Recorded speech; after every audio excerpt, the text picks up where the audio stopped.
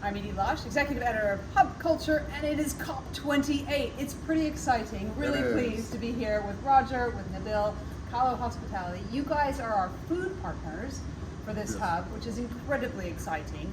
Tell me a little bit about what you're doing with innovation. I know we've got some impossible proteins. We're working with FAIRR. Tell us what your vision is of the next few days. Okay, well, I'll take this away to begin with. Thank you so much. Essentially what we want to do is introduce new concepts that are happening in Dubai. We work with many educational establishments, introducing new foods to children, to the lower grades, if you like. Essentially, we're going to be introducing the vegan and vegetarian products throughout all of our foods. We're going to be integrating local products as well. The UAE now has got some fantastic innovations with some great vertical farms, some great produce that we're sourcing from the other Emirates as well. So we're looking forward to feeding all your guests. Fantastic. And wait, I've got to hear what's going on. I've heard about something like seaweed croissants or something. What's going on with that? There are all type of croissant that we're doing, different type of croissant that usually you don't find in the local market. Okay. Even the muffin that we're doing is totally different. We're doing carrot muffin, we're doing honey raisin muffin. So we're getting the sweetness to the little one, not from the sugar, right? Just from the pure fruits. So this is what we're trying to educate all the new generation on how to eat and what to eat to avoid the unnecessary sickness in the future. I think this is fascinating. I have a real thing about sugar.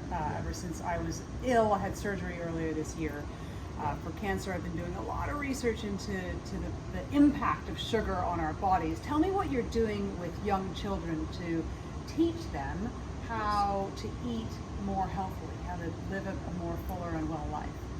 I think probably the key to that is education from a young age.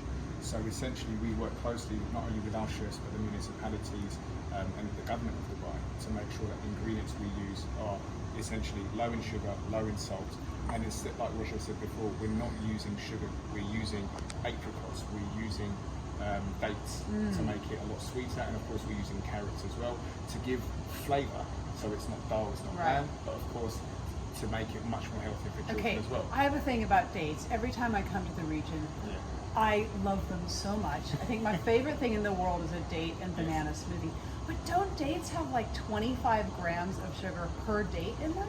They do, but it's good sugars. Essentially, they don't want us to use refined sugar. Refined sugar is more detrimental to children's health, and it gives it an extra bit of boost as well in the morning, rather to have a sugar burst from refined sugar. It's from fruit, it's from dates. All right, and finally, you guys are teaching children how to cook in Norway too, right? Yes, in Norway they're doing it. We're teaching them how to do it in this part of the world. It's, as we said earlier, education starts from the younger age. At the same time, not only the kids, it's their parents. Yes. Because many of us, we don't know what's good for our kids. We try to avoid junk food, but at the same time, we don't focus on the healthy food and yummy food. So that's what we do. All right, you guys, thank you so much. Really excited to be partnering with you here at COP28, the Future Mobility Hub. I'm Edie Lush.